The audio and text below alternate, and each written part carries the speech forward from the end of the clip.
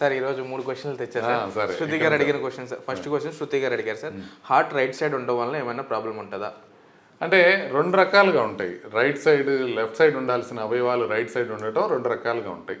CITES in versus అని, CITES in versus totalis అని ఉంటుంది. అంటే గుండె మాత్రమే లెఫ్ట్ సైడ్ నుంచి రైట్ సైడ్కి ఉండి మిగతావన్నీ ఎక్కడ ఉండాల్సినవి ఎక్కడ ఉండేది ఒకటి. అట్లా కాకుండా డెక్స్ట్రోకార్డియాతో పాటు సైటస్ ఇన్వర్సెస్ అన్ని ఆర్గాన్స్ రైట్ సైడ్ ఉండే లెఫ్ట్ సైడ్ ఉండే రైట్ సైడ్, దీన్ని మిర్రర్ ఇమేజ్ డెక్స్ట్రోకార్డియా అంటారు. మిర్రర్ ఇమేజ్ డెక్స్ట్రోకార్డియాలో యూజువల్గా వేరే ప్రాబ్లమ్స్ ఉండవు. కానీ గుండె ఒక్కటే దారి తప్పి రైట్ సైడ్ పోయిందనుకోండి, వాళ్ళకి హోల్స్ కానీ లోపల ప్రాబ్లమ్స్ ఉండే అవకాశం ఉంటుంది. ఉందా లేదా అనేది ఒక్కసారి ఎక్కువ చేసుకుంటే సరిపోద్ది. రైట్ సైడ్ హార్ట్ ఉన్న వాళ్ళకి హార్ట్ అటాక్స్ ఎక్కువ వస్తాయనేది ఏం లేదు. పుట్టుకతో వచ్చే గుండె జబ్బులు ఎక్కువ ఉండే అవకాశం ఉంది. అది కూడా గుండె మాత్రమే మారి మిగతావన్నీ ఎక్కడ ఉండాల్సిన ఎక్కడ ఉంటే ప్రాబ్లం ఎక్కువ ఉంటుంది. శివప్రసాద్ గారు అడిగిన క్వశ్చన్ సార్, హార్ట్లో బ్లాకేజ్ ఉంటే ఏమన్నా ప్రాబ్లం ఉంటుందా?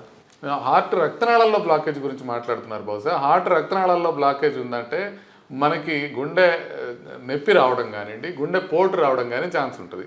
అంటే నడిస్తే ఛాతిలో బరువుగా కానీ మంటగా కానీ నొక్కినట్లు కానీ ఉందంటే అది హార్ట్లో బ్లాక్ని, హార్ట్ రక్తనాళాల్లో బ్లాక్ని చూపిస్తుంది అనమాట.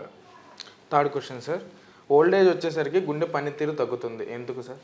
అంటే సహజంగానే మనకి అన్ని అవయవాలు తక్కువ ఫంక్షన్ చేసినట్లుగానే గుండె ఫంక్షన్ కూడా ఓల్డ్ ఏజ్లో తగ్గుతూ ఉంటుంది. యూజువల్గా 40 ఏళ్ళు దాటగానే మనకు కొంచెం రిలాక్సేషన్ వీక్ అవుతుంది. పంపింగ్ బాగానే ఉంటుంది, రిలాక్సేషన్ వీక్ అవుతుంది.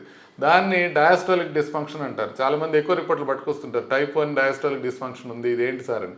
సో అది యూజువల్గా రిలాక్సేషన్ వీక్ అవడం. అట్లా కాకుండా పంపింగ్ కూడా వీక్ అవుతుంది. ఎందుకంటే ఈ నార్మల్ మజిల్ టిష్యూ ఏదైతే ఉందో అది నెమ్మదిగా ఫైబ్రోజ్ అవుతూ ఉంటుంది అనమాట. అది ఫైబ్రోసిస్ అయ్యే కొద్దీ మనకి పంపింగ్ అంత బలంగా ఉండదు. కాబట్టి ఏజ్ పెరిగే కొద్దీ మనకి గుండె ఫంక్షన్ ముందు రిలాక్సేషన్, తర్వాత పంపింగ్ తగ్గే అవకాశం ఉంటుంది. దాంతోపాటు వాల్వ్స్లో ప్రాబ్లం రావటం, రక్తనాళాల్లో ప్రాబ్లం రావటం, వీటన్నిటి వల్ల కూడా గుండెకి ఇబ్బంది కలిగే అవకాశం ఉంటుంది.